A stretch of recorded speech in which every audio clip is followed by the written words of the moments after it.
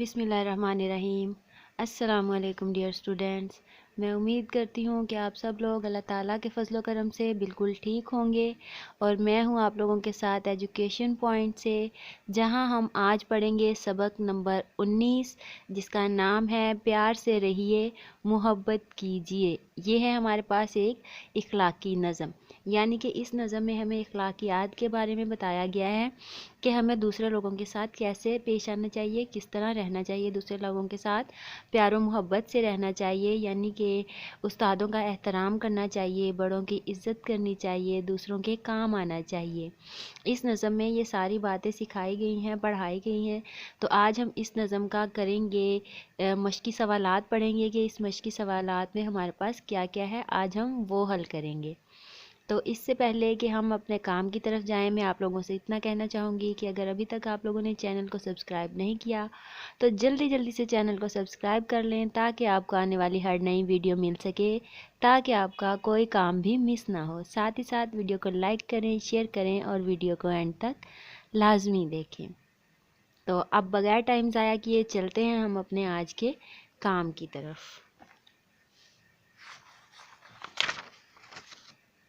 यहाँ हमारे पास ये नज़म है और इस नज़म के बाद यहाँ हमारे पास किताब 5वीं की उर्दू की किताब के सफ़ा नंबर 163 पर पेज नंबर 163 पे हमारे पास यहाँ पर हैं नए अल्फाज का ख़जाना, यानी कि अल्फाज को समझें और मायने बताएं, और साथ ही साथ यहाँ इन्हें जुमलों में भी इस्तेमाल का बोला गया है, लेकिन यहाँ हम सिर्फ अभी इनके अल्फाज मायने पढ़ेंगे।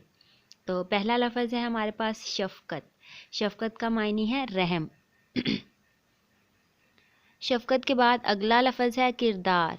किरदार के मायने हैं चाल चलन, सीरत। नेक्स्ट आगे अगले बॉक्स में हमें मायने दिए गए हैं। तो अगला अल्फाज क्या है, अमानत। अमानत के मायने हैं किसी की हिफाजत में दी हुई चीज़, यानी कि हम जब किसी को कोई चीज़ पकड़ा देते हैं तो हम कहते हैं ये आपके पास मेरी चीज़ अमानत है, यानी कि जैसी मैं आपको वापस पकड़ा के जा रहा हूँ, मुझे वैसे की वैसी ही वापस चाहिए, यानी कि आप इसकी खूब हिफाजत कीजिएगा। या अगर कोई हमें वो चीज़ पकड़ाए और कहे कि ये आपके पास मेरी चीज़ अमानत है, तो हमें चाहिए कि हम उसकी जो अमानत में उसने हमें चीज़ दी है, हम उसकी चीज़ की अपनी जान से भी ज़्यादा हिफाजत करें। अगला लफ्ज़ है हमारे पास अहकाम। तो अहकाम का मायने है फरमान, यानी कि हुक्म। तो यहाँ पे हुक्म की जमा है अहकाम। मायने हमारे पास अहकाम का क्या है, हुक्म की जमा या फिर फरमान। तो इसके साथ ही हमारे पास यहाँ पर नीचे दिए गए हैं सवाल जवाब। तो ये इंशाल्लाह 1-2 रोज़ में आप लोगों की सेकंड टर्म की वर्कबुक्स पे मैं सवाल जवाब और बाकी काम करवाना शुरू कर दूंगी।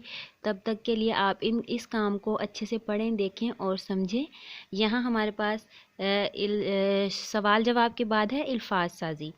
दिए गए अल्फाज के आखिर के 2 हरूफ कम करके और चंद हरूफ का इजाफा करके नए अल्फाज बनाएं, जैसे कराची में से चे और छोटी ये हटाकर करामत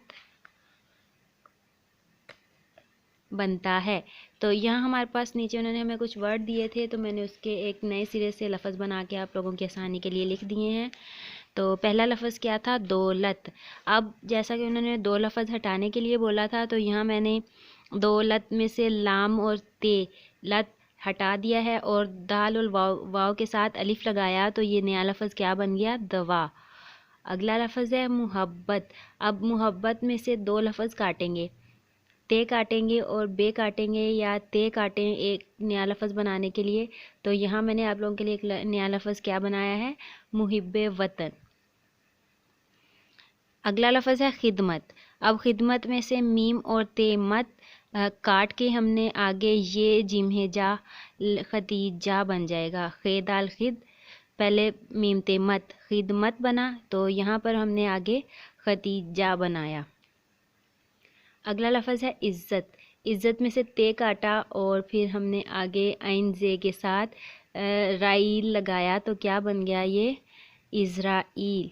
क्या लफ्ज़ बन गया है, नया लफ्ज़ इज़राइल। तो ये थे हमारे पास अल्फाज साजी, यानी कि हमें नए अल्फाज बनाने थे। اس کے بعد ساتھ ہی ساتھ ہمارے پاس ہے یہاں نظم کی مدد سے مصرعے مکمل کریں۔